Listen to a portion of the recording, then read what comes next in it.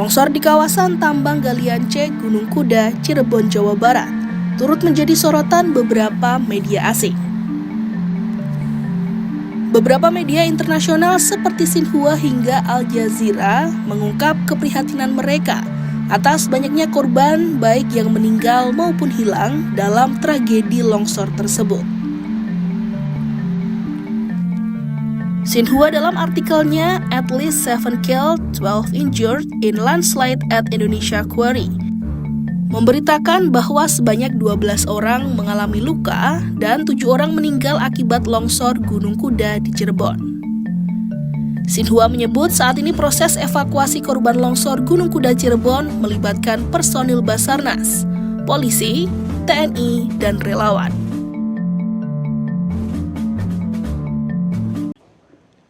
Ya, selamat siang Kang Dedi. Baik, terima kasih telah bergabung bersama kami di Breaking News Metro TV, Kang Dedi. Ya, jadi kami ingin konfirmasi Kang Dedi, ini sebenarnya apa penyebab dari longsoran ini dan siapa yang harusnya bertanggung jawab atas penambangan liar yang terjadi saat ini hingga menyebabkan korban? Ya, pertama bahwa ini cerita ya. Saya dulu ketika masih menjadi anggota DPR RI, sebelum jadi gubernur pernah berkunjung ke sana karena waktu itu ada peristiwa robohnya bukit. Kemudian saat itu sih saya sudah meminta karena tidak sesuai standar, kemudian sangat berbahaya kepada pengusahanya untuk menghentikan kegiatannya. Tetapi kemudian ini bukan perusahaan tidak berizin ternyata. Ini perusahaan sudah berizin yang dikeluarkan oleh Dinas Penanaman Modal Satu Pintu Provinsi Jawa Barat tahun 2020 dan berakhir bulan Oktober tahun 2025. Nah, sehingga peristiwa ini terjadi. Jadi perusahaannya berizin, tetapi memang standarisasi dari kelayakan, kenyamanan, dan keselamatannya kurang terjamin. Dan pada tahun ini pemerintah Provinsi Jawa Barat itu akan mengevaluasi seluruh perizinan galian C di seluruh Provinsi Jawa Barat. Dan kita itu akan melakukan moratorium.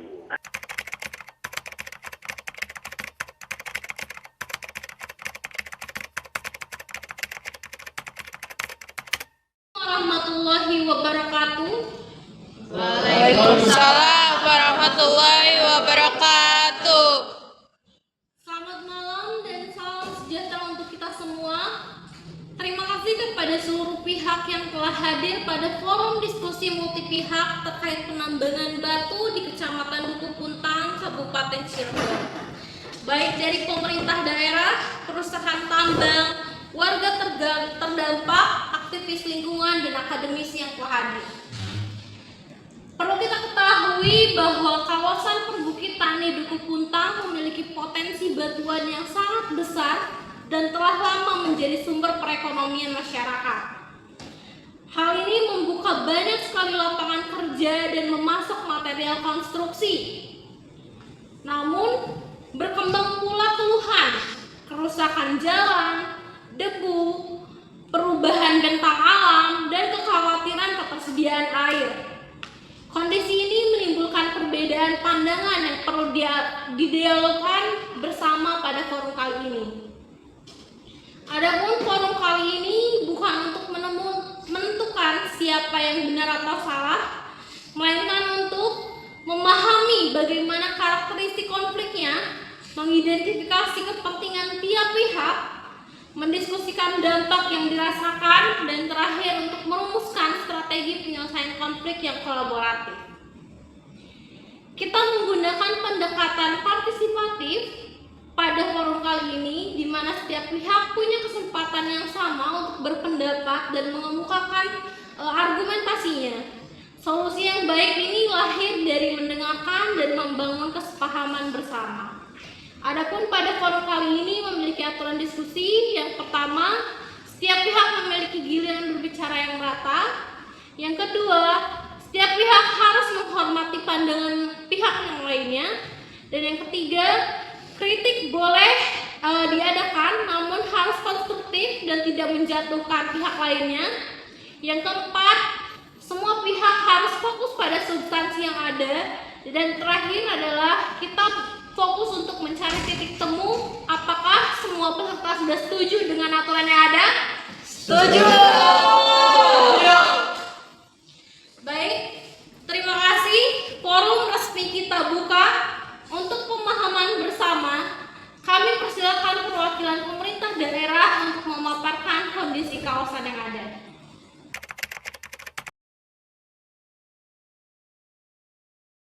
Terima kasih moderator atas kesempatannya. Saya akan menjelaskan sedikit terkait Kecamatan Duku Puntang. Kecamatan Duku Puntang ini memiliki perbukitan batuan yang sangat potensial sebagai material untuk konstruksi. Aktivitas tambang telah berlangsung selama bertahun-tahun dan menciptakan banyak lapangan kerja dari operator alat berat, pengemudi truk, hingga usaha yang pendukungnya. Material batu didistribusikan ke berbagai daerah dalam beberapa tahun terakhir. Aktivitas pertambangan memunculkan berbagai banyak persoalan. Penting bagi kita untuk melihat kondisi ini secara utuh. Bukan hanya manfaat ekonominya, tetapi juga berbagai dampak yang muncul akibat hal tersebut. Untuk detail isu lingkungan yang berkembang, saya persilakan kepada rekan saya dari DLH atau Dinas Lingkungan Hidup. Baik, jadi di sini saya ingin menambahkan di mana dari DLH sendiri telah menerima berbagai laporan dari masyarakat. Yang pertama itu mengenai isu kerusakan jalan akibat kendaraan pengangkut material, lalu debu dari aktivitas pengangkutan dan juga penambangan, kekhawatiran perubahan kondisi perbukitan dan stabilitas lereng yang mendukung fungsi ekologis. Lalu yang keempat itu yang terakhir, ketersediaan air bersih yang sensitif bagi pertanian dan kebutuhan sehari-hari. Lalu di sisi lain juga sebagian warga ini menganggap tambang masih menjadi sumber penghidupan penting. Ini yang mencerminkan situasi di mana berbagai kepentingan sama-sama valid. Masyarakat butuh lingkungan yang aman, lalu butuh pekerjaan, dan juga perusahaan juga butuh kepastian usaha. Pemerintah juga di sini harus menjaga keseimbangan ekonomi, sosial, dan juga lingkungan. Perbedaan inilah yang memunculkan konflik. Melalui forum ini kami harap seluruh pihak menyampaikan pandangan secara terbuka agar kita dapat memahami persoalan secara menyeluruh sebelum membahas kemungkinan solusinya. Baik, terima kasih kepada pihak dinas dan pemerintahan yang sudah mengemukakan gambaran umumnya. Kita telah mendapatkan gambaran umum kondisi terkait Duku Puntang. Kawasan ini dipandang berbeda-beda, mulai dari sumber penghidupan, tempat tinggal yang harus dijaga, aset pembangunan atau kawasan ekologis penting. Pada sesi ini kami ingin mendengar langsung suara dari setiap stakeholder. Mari kita dengarkan dengan terbuka, pahami dulu mengapa setiap pihak memiliki pandangan yang berbeda. Oke.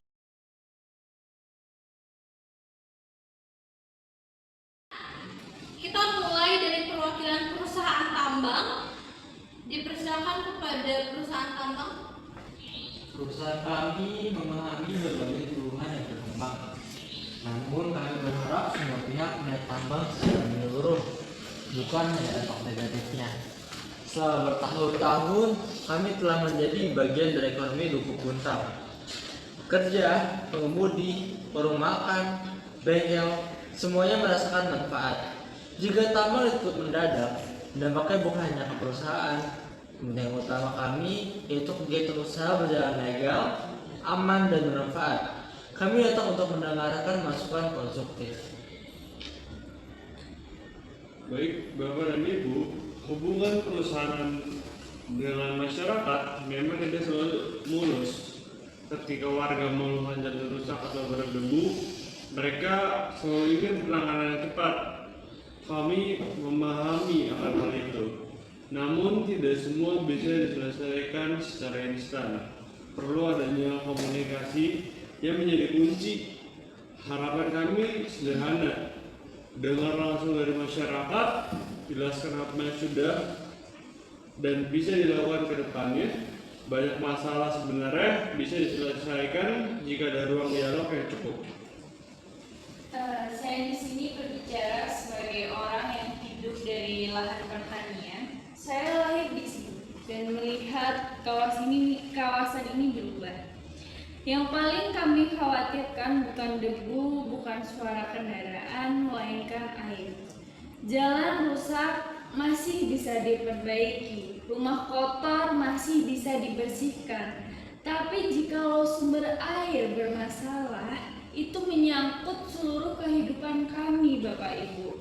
Kami tidak punya data teknis, tapi kami hidup di sini dan merasakan perubahannya. Kami hanya ingin anak-anak kami masih bisa bertani dan berkehidupan dengan layak. Izin menambahkan, sebagai salah satu warga yang hidup di jalur tambang. Rumah saya dekat dengan jalur kendaraan tambang. Bahwasannya setiap hari puluhan bahkan ratusan kendaraan lewat. Musim kemarau debunya sangat luar biasa. Pagi baru disapu, siang sudah berdebu lagi. Anak-anak bermain di luar juga terkena debu. Dan kami tidak tahu apa dampak jangka panjangnya bagi kesehatan. Belum lagi kendaraan besar yang meningkatkan resiko kecelakaan. Saya tidak bisa menyalahkan semuanya ke perusahaan, tapi kami ingin kondisi ini benar-benar diperhatikan. Saya berada di posisi yang agak sulit. Di satu sisi saya melihat dampak yang dirasakan warga, dan di sisi lain banyak teman saya yang bekerja di tambang dan bisa membantu ekonomi keluarga. Karena itu persoalannya bukan sekedar pro atau anti tambang.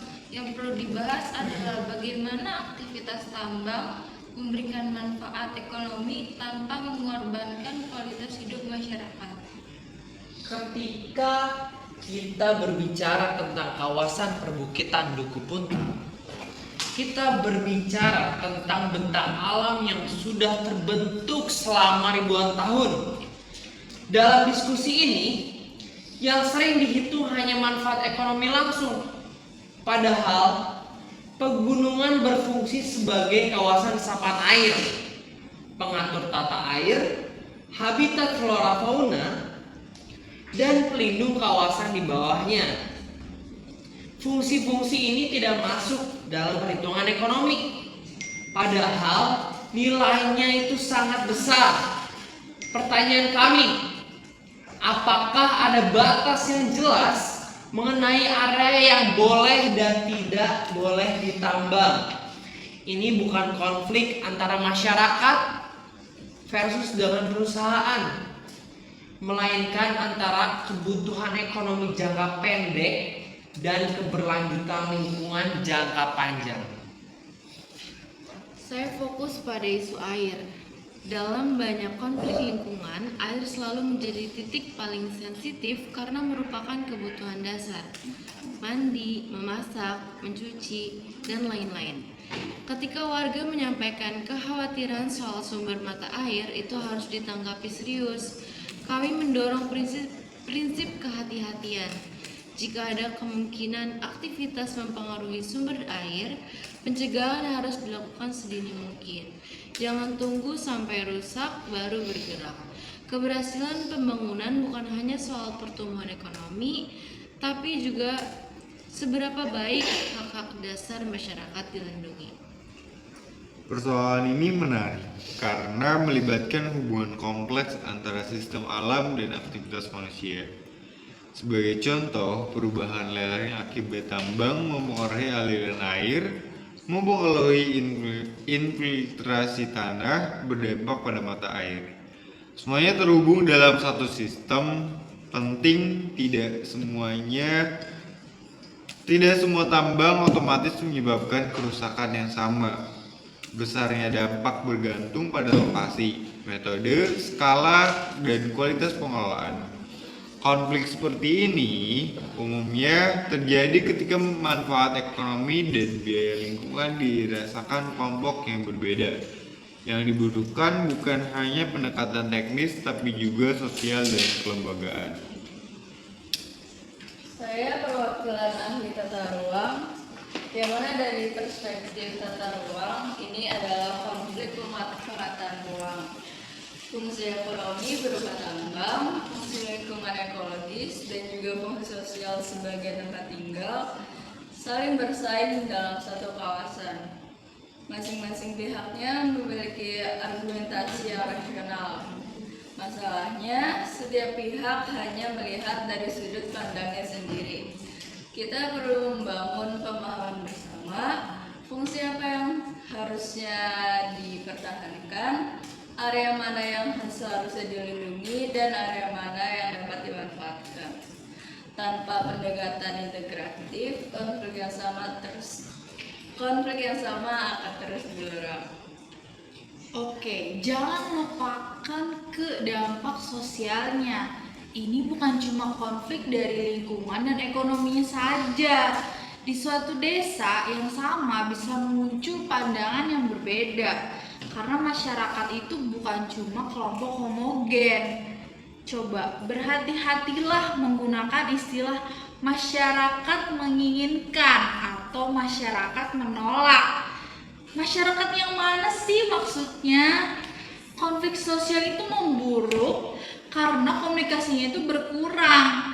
Masyarakat merasa nggak didengar, perusahaan merasa selalu disalahkan, dan juga kepercayaan jadi menurun dong. Iya, setuju. Tujuan forum ini nih bukan cuma mencari solusi teknis, tapi juga membangun kembali ruang dialog dan kepercayaan antar pihak. Di sini saya berbicara sebagai ahli ekonomi pembangunan. Yang saya tangkap, semua pihak sebenarnya membicarakan hal yang sama, yaitu kesejahteraan. Hanya saja cara memandangnya berbeda. Perusahaan melihat kesejahteraan lewat lapangan pekerjaan. Masyarakat melihat melewati kualitas hidup. Aktivis melihat melewati keberlanjutan sumber daya. Dalam ekonomi modern, pembangunan tidak hanya soal peningkatan pendapatan. Ketika jalan rusak, ada biaya yang harus ditanggung. Ketika lingkungan menurun, ada biaya yang muncul. Ketika SDM berkurang, ada biaya yang diwariskan ke generasi berikutnya. Cara terbesar kita bukan memilih antara ekonomi atau lingkungan, melainkan memastikan keduanya berjalan seimbang.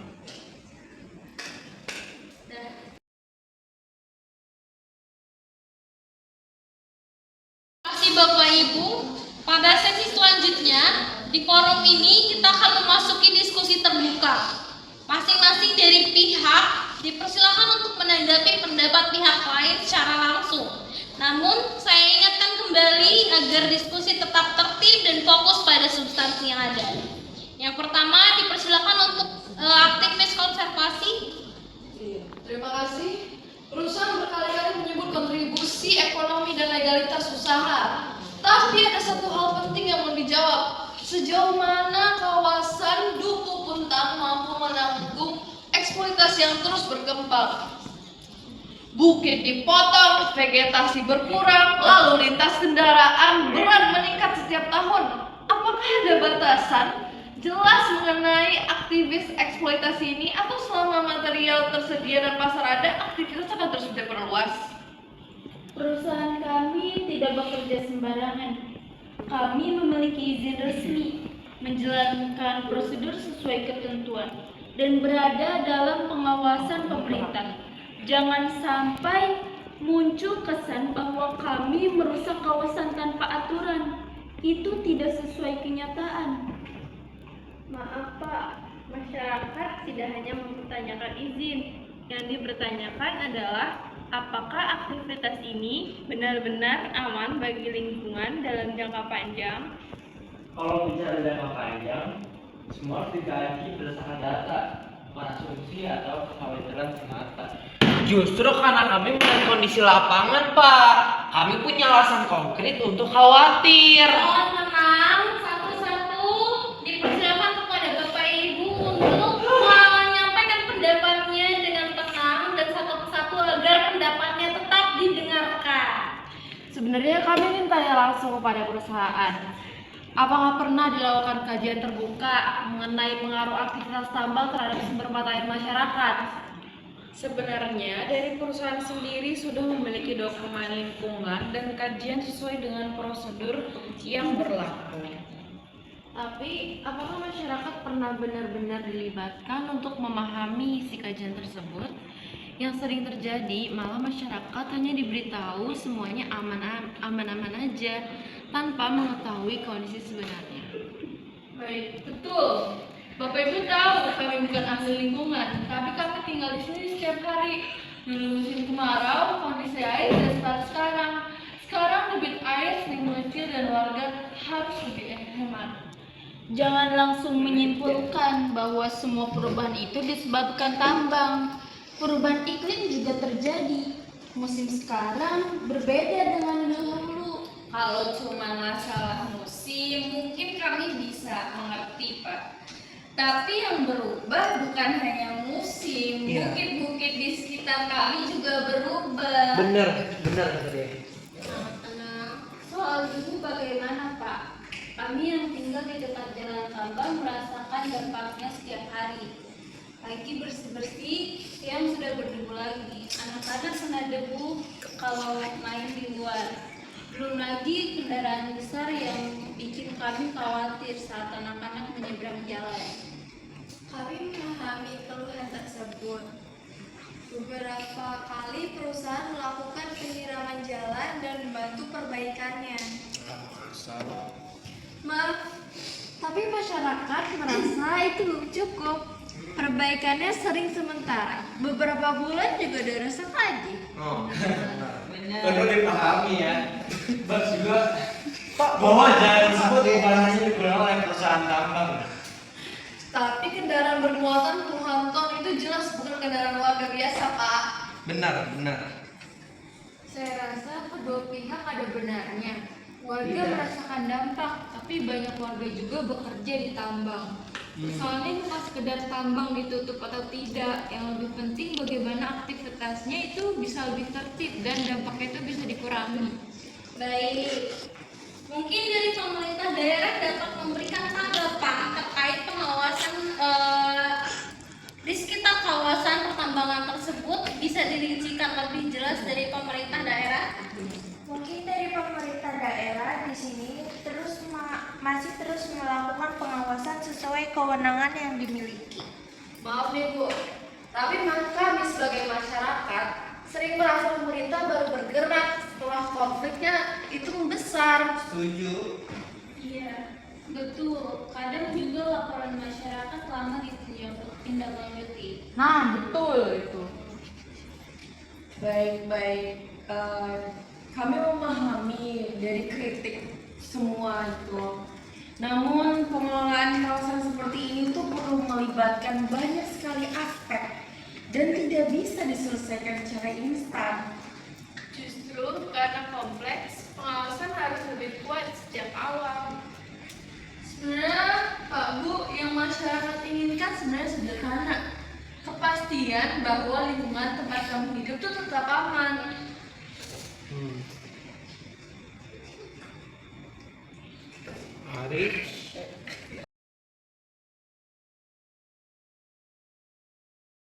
Adanya perbedaan persepsi mengenai dampak yang terjadi. Yang dibutuhkan bukan hanya perdebatan benar salah, tapi sistem monitoring lingkungan yang dapat dipercaya bersama. Kalau data hanya dimiliki satu pihak, tingkat kepercayaan akan terus rendah. Ya, saya setuju. Konflik ini sebenarnya muncul karena belum adanya kesepahaman mengenai batas pemanfaatan kawasan yang dimana semua pihak itu merasa memiliki kepentingan yang sah terhadap ruang sama. Yang tanpa mekanisme pengelolaan bersama, konflik akan terus-menerus berulang. Dari semua masalah itu bisa dilihat kan persoalan terbesarnya di mana? Masyarakat menjadi turun kepercayaannya, gak merasa didengar, gak pernah didengar sama sekali. Perusahaan juga sering merasa kurang dihargai. Pemerintah gimana sih menekan dari berbagai sisi?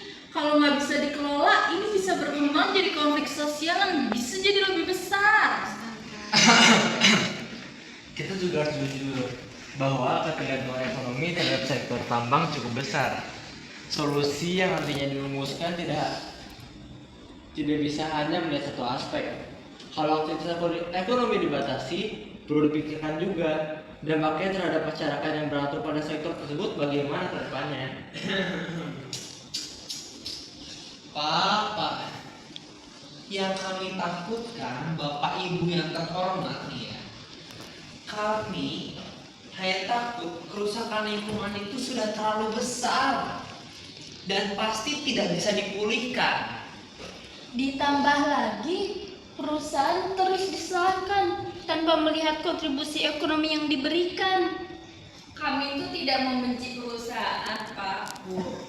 Tapi kami sendiri hanya takut akan kehilangan sumber kehidupan kami nantinya. Makanya semua pihak tuh harus mulai mencari jalan tengah. Kalau konflik terus begini, masyarakat juga paling terdampak. Baik, terima kasih kepada Bapak Ibu. Sepertinya kondisinya cukup memanas gitu ya. Nah, meskipun terdapat banyak sekali perbedaan pandangan yang cukup tajam pada sesi kali ini, seluruh pihak sebetulnya memiliki tujuan yang sama ya, yaitu untuk memastikan kawasan Duku Puntang tetap dapat mendukung kehidupan masyarakat ke depannya. Pada sesi berikutnya akan didampingi oleh rekan saya yang lain. Kita akan memasuki tahap negosiasi untuk mencari solusi dan titik temu bersama. Sebelumnya mari kita istirahat sejenak dan mendinginkan pikiran masing-masing.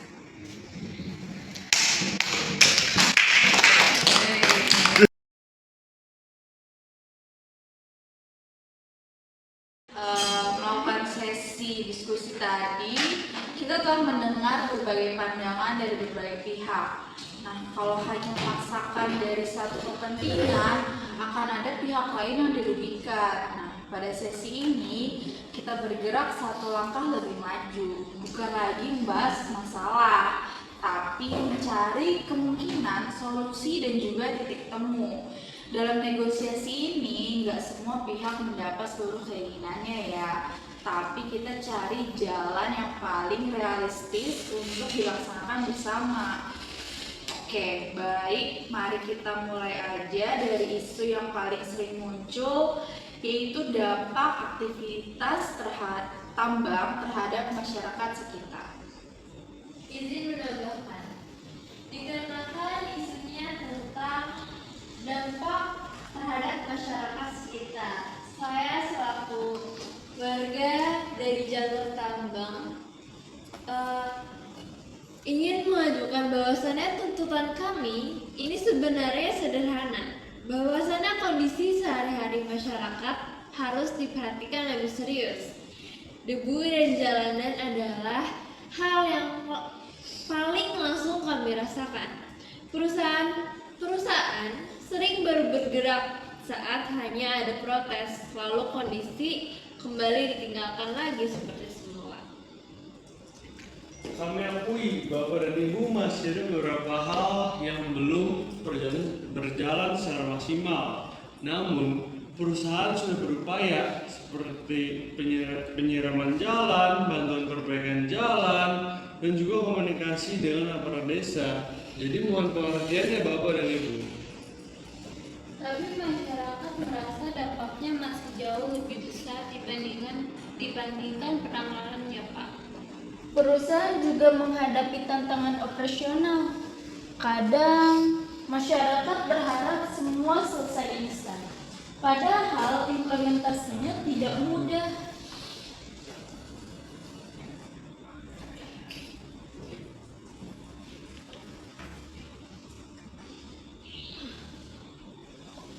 Tapi dampaknya dirasakan masyarakat setiap hari, Pak. Benar. Perusahaan juga beroperasi setiap hari untuk apa? Ya untuk memenuhi kebutuhan ekonomi dan pekerjaan masyarakat. Sebentar Kak, oke. Kita fokus ke langkah konkretnya ya.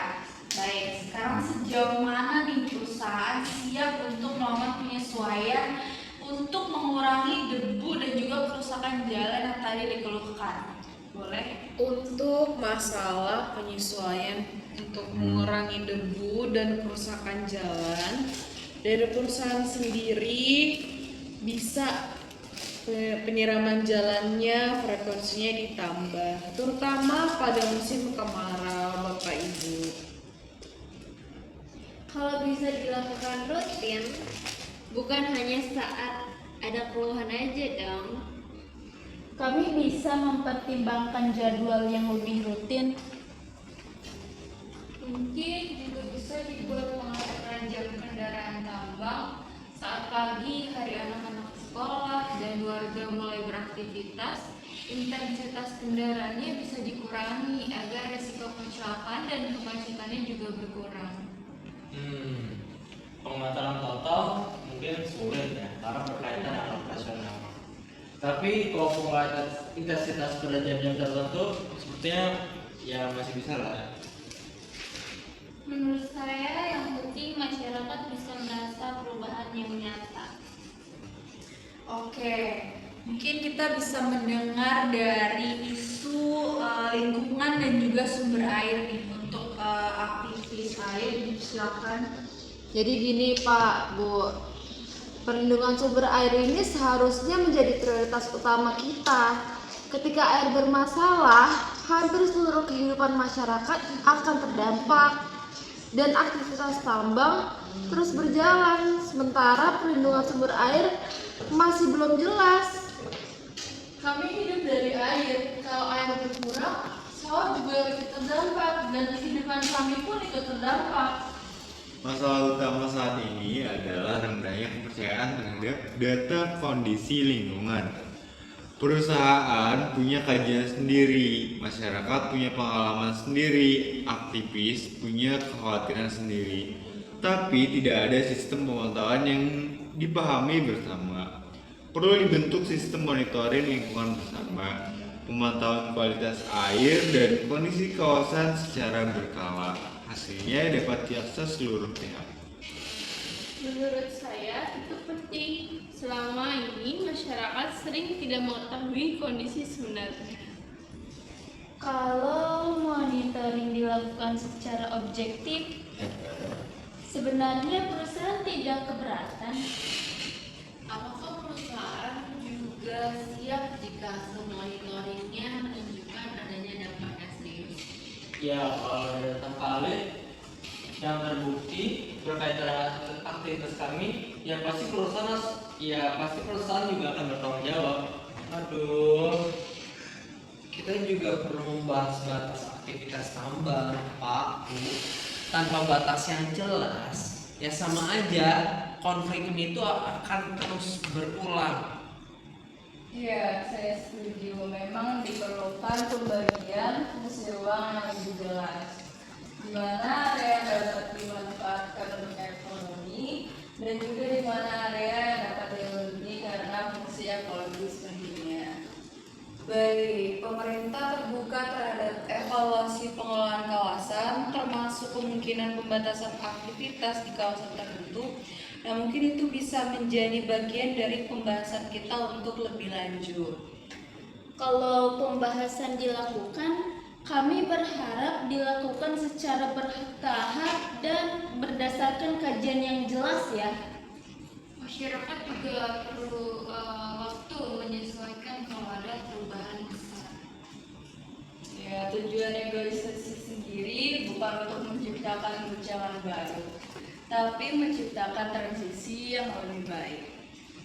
Izin mengingatkan ya, Salah satu tantangan kawasan tambang adalah ketergantungan berlebih pada satu sektor. Ketika sektor itu bermasalah, masyarakat ikut rentan. Perlu program yang benar-benar membantu masyarakat untuk punya alternatif ekonomi yang lain. Dan kami juga berharap ada program nyata seperti pelatihan kerja, bantuan usaha kecil, pengembangan UMKM atau pelatihan keterampilan untuk pemuda. Menurut saya, warga yang tinggal di jalur tambang, selama ini masyarakat sering merasa bahwa program CSR hanya kegiatan sesaat. Baik, kritik itu akan kami terima. Kedepannya perusahaan perlu lebih banyak berdiskusi dengan masyarakat sebelum menentukan program lanjutan. Nah, itu penting Pak. Program yang baik itu bukan yang terlihat bagus di laporan, tapi yang benar-benar sesuai kebutuhan masyarakat, jangan omongannya aja. Dibanding dari sesi sebelumnya nih ya, saya rasa mulai muncul banyak perubahan suasana dari forum diskusi ini. Dari mempertahankan posisi masing-masing awalnya ke keinginan memahami kebutuhan pihak yang lain. Saya harap forum-forum seperti ini bisa mempertahankan hal tersebut ya. Beberapa solusi mulai mengarah pada langkah yang cukup konsisten. Ya, meskipun masih ada perbedaan kepentingan, sekarang sudah mulai terlihat kemungkinan komprominya. Baik, pada sesi negosiasi ini ya, saya merangkum poin yang mulai mengarah pada kesepahaman para pihak dan juga stakeholder di sini gitu ya. Yang pertama ada pengurangan dampak debu dan kerusakan jalan melalui tanggung jawab perusahaan. Yang kedua ada pengaturan operasional kendaraan tambang pada jam tertentu. Yang ketiga ada monitoring lingkungan dan juga sumber air secara berkala dan terbuka. Keempat ada evaluasi kawasan tambang dan perlindungan area sensitif ekologis. Yang kelima ada penguatan komunitas antara masyarakat, perusahaan dan pemerintah. Dan yang terakhir ada pengembangan program pemberdayaan masyarakat dan alternatif ekonomi jangka panjang. Nah, meskipun belum sepenuhnya sepakat gitu ya dalam segala hal, forum ini mulai menghasilkan ruang kompromi dan arah penyelesaian bersama. Nah, pada sesi berikutnya kita akan menyusun strategi secara lebih terstruktur dan juga lebih tertuju gitu ya untuk siapa yang melakukan apa dan juga bagaimana mekanismenya serta bagaimana strategi tersebut dijalankan secara kolaboratif.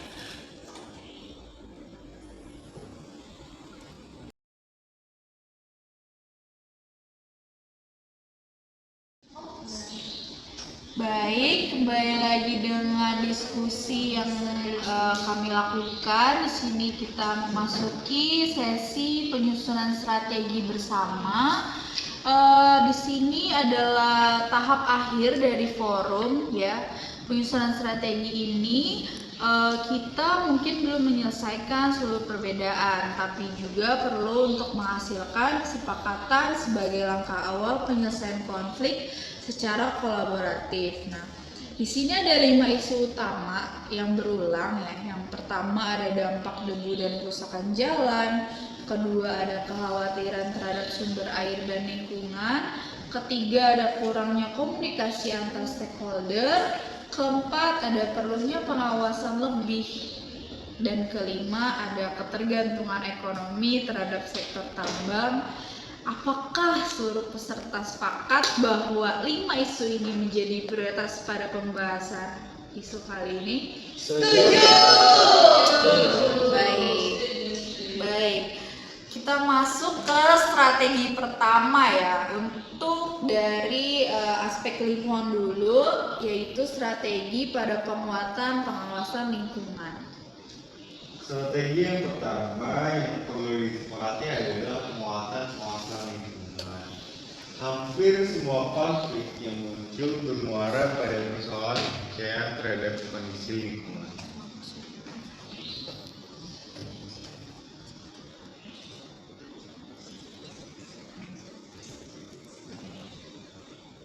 Setuju.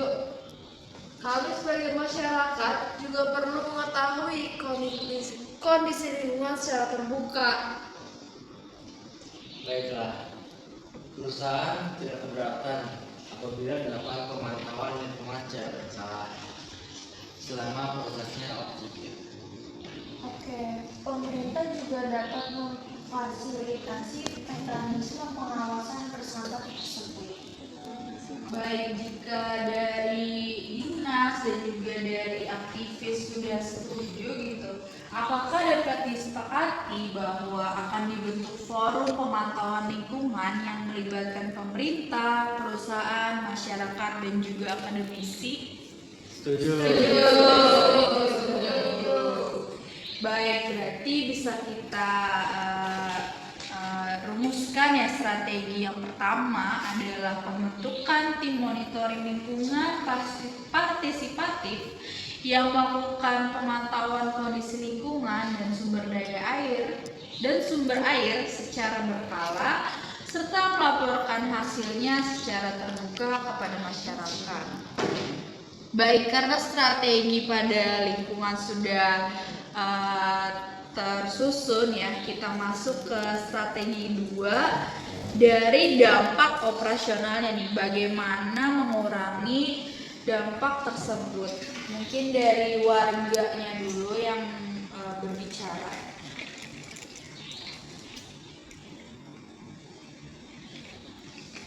Dari masyarakat, kami berharap bahwasannya dampak sehari-hari juga dapat segera untuk dikurangi. Persoalan debu dan kendaraan berat paling sering dirasakan pada warga. Kami sebagai perusahaan bersedia meningkatkan penyiraman jalan dan mengevaluasi jalur kendaraan tambang. Perlu ada target yang jelas, bukan hanya komitmen umum. Baik, kami sudah bisa menyusun jadwal operasional yang lebih tertib dan berkoordinasi dengan pemerintah desa. Baik, dari yang sudah dijanjikan tadi ya, ada strategi bahwa disepakati perusahaan akan melakukan penyiraman jalan secara rutin, lalu evaluasi jalur kendaraan tambang, dan juga pengaturan jam operasional tertentu untuk mengurangi gangguan terhadap masyarakat. Berarti para aktivis di sini apakah setuju? Setuju. Baik, berarti bisa kita rumuskan bahwa strategi yang kedua pada dampak ini adalah dengan mengurangi dampak ini dengan melalui pengelolaan lalu lintas kendaraan dan juga pengendalian debunya. Baik, untuk strategi yang ketiga, kita perlu adanya perlindungan pada kawasan sensitif. Di sini kami meminta untuk aktivis terlebih dahulu menyampaikan pendapatnya untuk menyusun strategi perlindungan tersebut. Strategi yang disusun tidak hanya harus memapar dampak, tapi juga menjaga penting sejarah ekologis. Setuju, tanpa perlindungan ruang yang jelas, konflik yang sama akan terus-menerus muncul. Nah, dari pemerintah juga dapat melakukan evaluasi kawasan yang mana berfungsi sebagai daerah resapan air. Bagi kami seorang petani, sumber air yang aman itu adalah yang cukup. Baik, perusahaan dapat mengikuti hasil evaluasi selama dilakukan berdasarkan kajian yang jelas.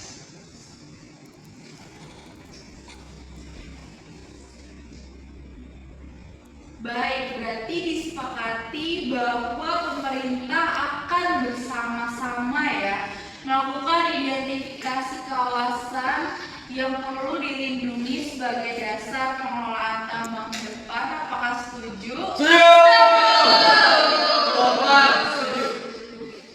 Baik, untuk strategi ketiga dalam perlindungan kawasan sensitif ini kita sudah merumuskan akan ada evaluasi tata ruang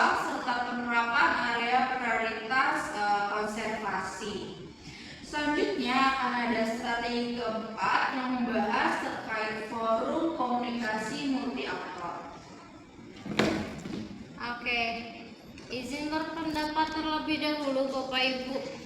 Saya sebagai ahli sosial masyarakat di sini menilai bahwa ternyata konflik yang muncul ini sangat banyak ya, karena ini akar utamanya adalah kurangnya komunikasi antar pihak, entah itu dari masyarakatnya sendiri ke multi aktor yang ada di stakeholdernya, ke pemerintahan, CSR dan lain sebagainya, juga dari pihak tambang.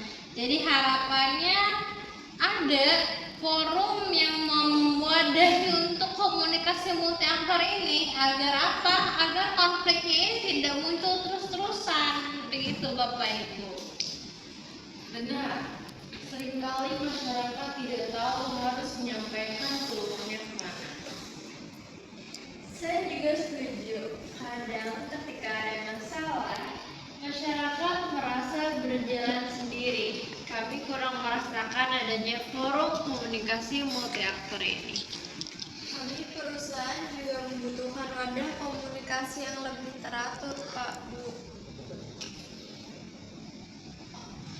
Baik. Untuk memastikan ya, saya bertanya, berarti kita tetap perlu forum komunikasi tetap nih? Menurut saya perlu supaya masalah tidak menumpuk dan baru dibahas ketika sudah menjadi konflik besar. Baik. Oke. Berarti strategi keempat itu sudah terbentuk ya melalui pembentukan forum komunikasi multi aktor yang mempertemukan pemerintah, perusahaan, masyarakat, akademisi, dan juga aktivis lingkungan secara berkala. Baik, selanjutnya ada strategi 5 yang harus kita rumuskan gitu ya, terkait pemberdayaan ekonomi masyarakatnya, karena komponen ekonomi ini menjadi hal yang krusial gitu ya dalam suatu wilayah dan juga lingkungan gitu.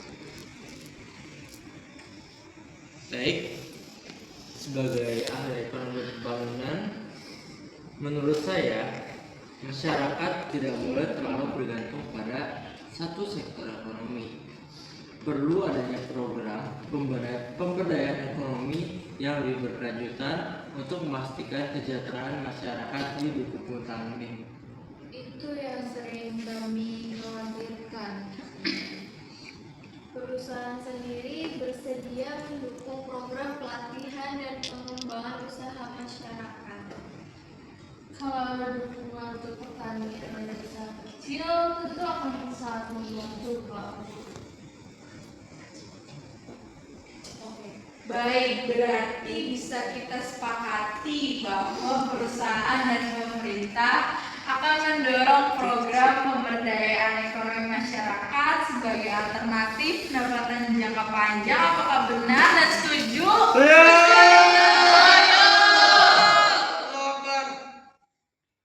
baik. Berarti strategi yang untuk pengembangan ekonomi ini sudah tersusun, yaitu pengembangan ekonomi masyarakat yang lebih berkelanjutan dan juga tidak hanya bergantung pada sektor pertambangan. Dari kelima strategi yang sudah kami rumuskan ya, berdasarkan hasil diskusi, forum hari ini menyepakati 5 strategi utama. Yang pertama ada pembentukan tim monitoring lingkungan partisipatif. Yang kedua ada strategi pengurangan dampak operasional melalui pengelolaan lalu lintas dan juga pengendalian debu. Yang ketiga ada perlindungan kawasan sensitif dan sumber air. Yang keempat ada pembentukan forum komunikasi multi aktor. Dan yang kelima ada pengembangan ekonomi masyarakat yang lebih berkelanjutan. Apakah seluruh pihak dapat menerima 5 strategi tersebut sebagai rekomendasi bersama? Dari pemerintah dapat menerima dan siap memfasilitasi tindakan lanjutannya.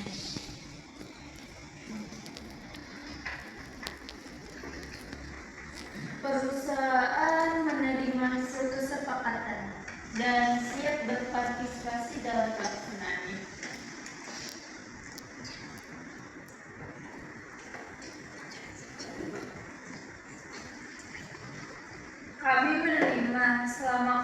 ini benar-benar dijalankan. Dari kami sebagai aktivis konservasi dan aktivis air juga menerima dan akan terus mengawal implementasinya. Oke, dari para ahli akademisi, apakah semuanya siap untuk membantu dalam proses pendampingan dan evaluasi ini? Siap. Baik, dengan demikian forum berhasil menyusun strategi bersama sebagai dasar pengelolaan kawasan tambang di Kabupaten Duku Puntang yang lebih kolaboratif dan juga berkelanjutan. Baik, di sini saya akan membacakan ringkasan ya dari diskusi dan juga penyusunan strategi yang sudah kami rumuskan gitu ya. Bapak dan Ibu sekalian, kita telah sampai di penghujung forum. Terima kasih kepada seluruh peserta yang sudah berpartisipasi aktif. Meskipun sempat terjadi perbedaan pendapat dan juga diskusi yang berlangsung lama ini, kita mensimulasikan proses perencanaan partisipatif dalam menyelesaikan konflik pemanfaatan kawasan perbukitan di Duku Puntang. Kita juga memulai dengan memahami kondisi kawasan, mendengar sudut pandang semua stakeholder, pemerintah, perusahaan, masyarakat terdampak, aktivis, dan juga akademisi, sehingga merumuskan strategi bersama. Dan melalui proses ini kita belajar bahwa perusahaan berupaya menjaga keberlangsungan usaha dan lapangan kerja. Masyarakat menginginkan lingkungan yang aman dan mendukung kehidupan. Aktivis memastikan kelestarian sumber daya alam dan pemerintah menyeimbangkan berbagai kepentingan. Konflik tidak selalu harus berakhir dengan pertentangan. Konflik bisa menjadi ruang untuk memahami perspektif lain dan mencari solusi yang lebih baik. Tidak ada satu pihak pun yang dapat menyelesaikan persoalan ini sendirian. Diperlukan kerjasama, komunikasi, dan komitmen bersama. 5 strategi yang telah disepakati adalah 1. Pembentukan tim monitoring lingkungan partisipatif. Yang kedua, pengurangan dampak operasional tambang. Ketiga, perlindungan kawasan sensitif dan sumber air. Keempat, pembentukan forum komunikasi multi aktor. Dan yang kelima, pengembangan ekonomi masyarakat yang berkelanjutan. Ini menunjukkan bahwa penyelesaian konflik bukan memilih antara ekonomi atau lingkungan, melainkan mencari keseimbangan antara keduanya. Keberhasilan strategi tidak hanya ditentukan oleh sebaik apa ia dirumuskan, tetapi oleh komitmen seluruh pihak dalam menjalankannya. Komunikasi, keterbukaan, dan kerjasama perlu terus dijaga agar kesepakatan ini tidak berhenti sebagai dokumen semata. Semoga simulasi ini memberikan gambaran betapa pentingnya pendekatan partisipatif dalam strategic planning, khususnya dalam menghadapi konflik pemanfaatan ruang dan sumber daya alam yang melibatkan banyak kepentingan. Dengan demikian, forum diskusi multi aktor terkait konflik aktivitas penambangan batu di Kecamatan Duku Puntang, Kabupaten Cirebon secara resmi saya tutup. Selamat malam dan terima kasih.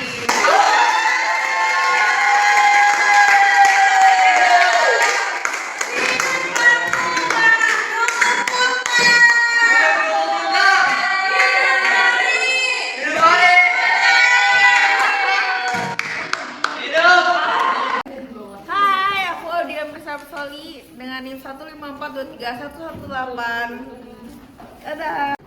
Halo, saya Nurul Rahmat dengan NIM 1542308. Halo, perkenalkan nama saya Siti Marisa Kamaswami dengan NIM 154231131. Halo, saya Pieta Nabila Susanto dengan NIM 154230091. Halo, aku Kortelisa, NIM 1542210. Bye. Halo, aku Basuki Rabbani dengan NIM 154230093. Halo, aku Kansana Ziva dengan NIM 154233132. Halo semuanya, kenalin nama aku RCT Syarif dengan NIM 154231115. Dadah. Hai, aku Ana Julia Pengaribuan dengan NIM 154221109. Hai, aku Gina Yusria dengan NIM 154231114. 3. Halo, saya Sofura Dina Nushala dengan NIM 154231104. Halo, aku Gloria Pendolesa dengan NIM 154230098. Halo, aku Rendra Aini dengan NIM 154231009. Halo, aku Alia Jeffriani Ekaria dengan NIM 154230095. Halo, aku Inaya Baza Priang dengan NIM 154231007. Hai, aku Fauzia Mulia Rahma dengan NIM 154231133. Halo, nama aku Rahmania Fernanda dengan NIM 1542390. Dadah. Halo, saya Aristia 154232125. Halo, aku Jasmine Nabila Zara dengan NIM 154231119. Hai, perkenalan. Dedat Abdul Akbar Alfiansyah dengan NIM 154231112. Dadah. Hai, aku Khaira Sofina dengan NIM 154231102. Hai, perkenalkan aku Fanyar Setiamala dengan NIM 154231101. Halo, aku Nabila Disa Mufidah NIM 1542313. Halo, perkenalkan aku Kansa Runda Yahya dengan NIM 154231003.